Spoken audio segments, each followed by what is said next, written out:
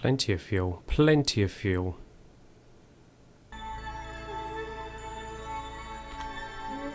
That's 57 kilometres.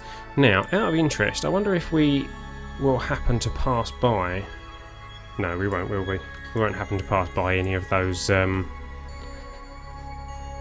observation thingies.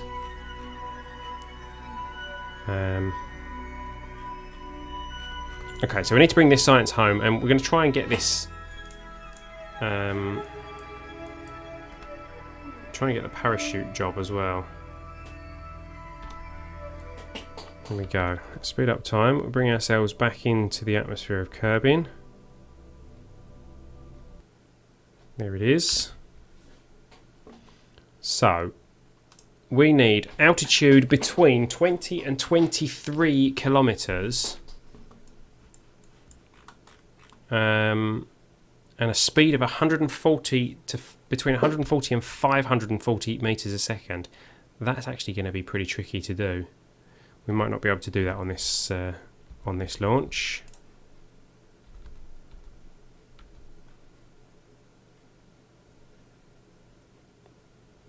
Let's see how much we get slowed.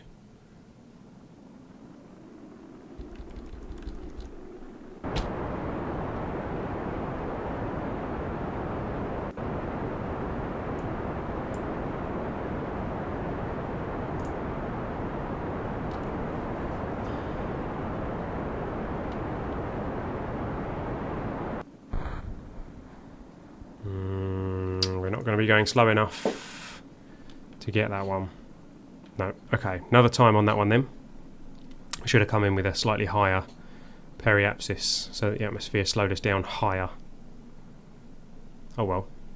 Next time. Or maybe not next time. Another time.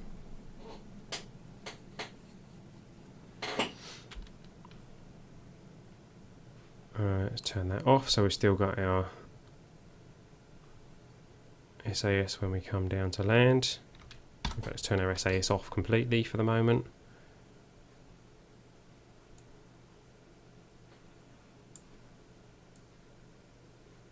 Still travelling at quite a speed. And we're at 12,000 kilometres. 12,000 kilometres? 12 kilometres. So we've got the right speed now, but we haven't got the right altitude. Never mind. So coming down at 10,000, so let's get our parachutes out. That'll slow us down nicely.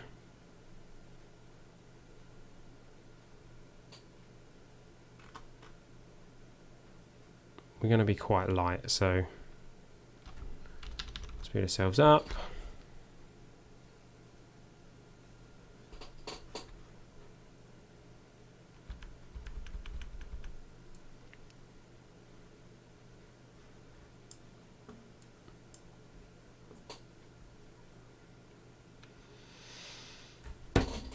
Come on, parachutes, pop open. There we go. So let's turn our SAS on and tell Jeb to keep us retrograde as we come down. And that means we will land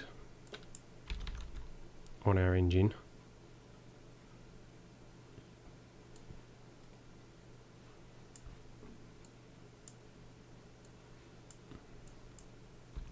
Oh, we ran out of battery power.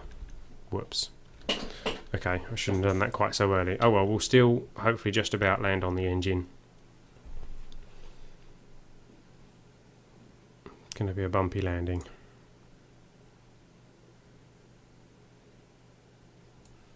Where did that parachute go? Looked like it kind of zipped off into the distance. But there we go. Successful mission. Crew report. Oh, okay. No, we don't want to lose that crew report. Take. Store. What are we over?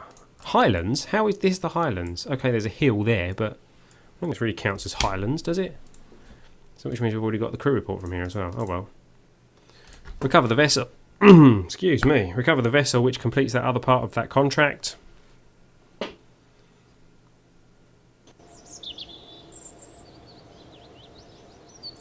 $90 science, so we're going to be able to unlock something on the science tree. 196,535 funds. 604 reputation, and Jeb gained 3 XP. Had we landed on the moon, we would have got 5 XP, but because we've got this 3 XP, next time we land on the moon, we will still get the same 5 XP. So a total of 8 for what you would otherwise have only got 5 for. So that's what I was talking about earlier, about the only getting the highest experience gain. So 13,500 and 27 science, 27 reputation we got from completing that part of the Explore the Moon contract. So the only things that are left to do on that is land on the moon and transmit something from the surface of the moon. We've got 90 science points, so we can have a look at unlocking something else. That could be the fuel ducts and the small Rockomax engine. The small, what's that one called? The 487S. It will give you 2 next time if you land on the moon, for a total of 5.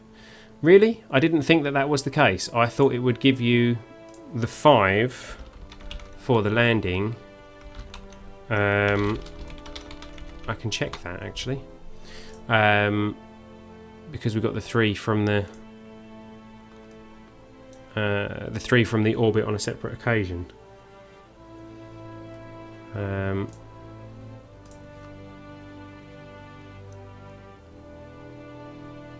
Not sure. Anyway, what shall we unlock?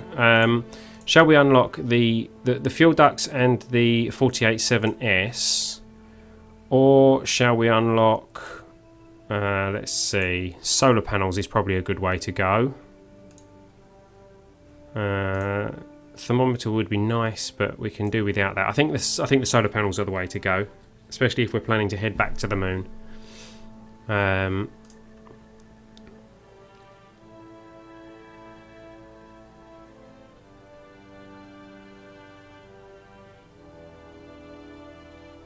Right, having a look at this.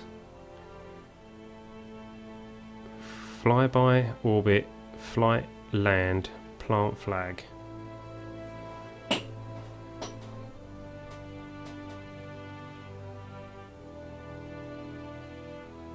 Oh, I see. Yes. I think I may have read that wrong previously.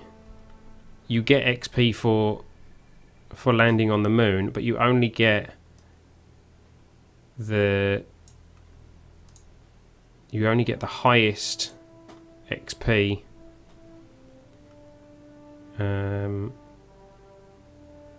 Yeah, so 5 is the maximum you can get from the moon as a whole. Regardless of whether you land on it or plant a flag, you still only get a total of 5 XP. So yes, okay, you're quite right there, Toopsy. Thank you very much for that. You corrected me on that one. Right, unlocking solar panels, because they're going to be important. We can't unlock anything higher than this tier until we upgrade the research centre.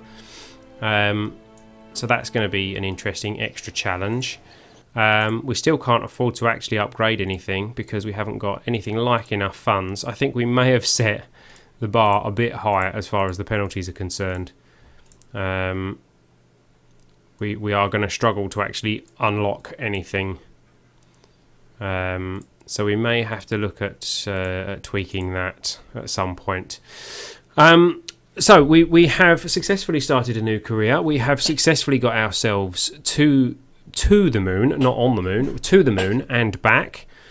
We're doing okay. 196,000 funds. We've got a fair chunk of reputation, and we have 0.8 science. Actually, we haven't looked at strategies.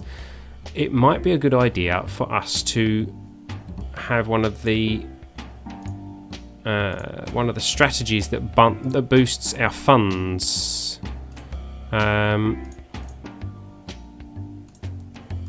However, that takes science for funds, that takes reputation for funds. That doesn't really give you a huge boost. We seem to be getting science fast enough. It's the funds that are going to be the issue. I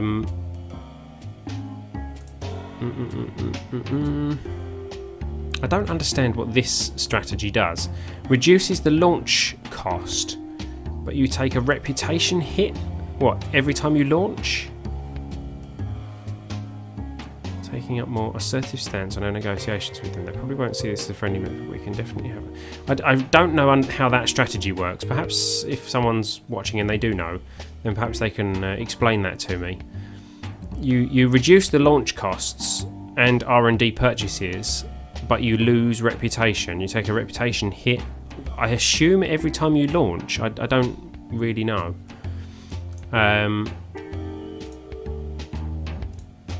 We can only activate one strategy, and at the moment I think this one is the most logical one.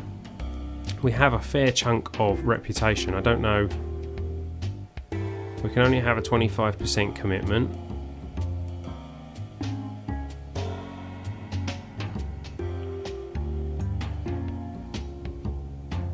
Vehicle costs are cheaper.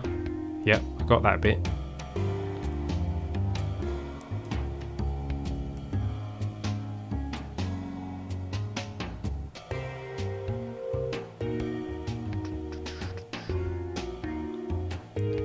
Okay, it takes 25% reputation gains and gives us 7.5 funds for each unit of reputation. Go on. We'll activate that. 25% commitment, which is the maximum we can commit. Yeah. I get that the vehicle costs are cheaper, but I don't get what the 27 reputation on each discount means. Oh, perhaps that's when you're unlocking the R&D. You take a reputation hit each time you unlock something in the R&D.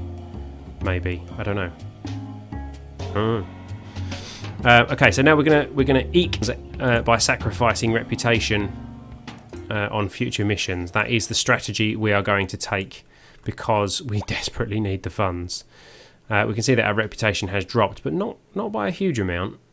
I don't really know how this scale works, because this says 25, 50 and 75. That definitely is not our reputation.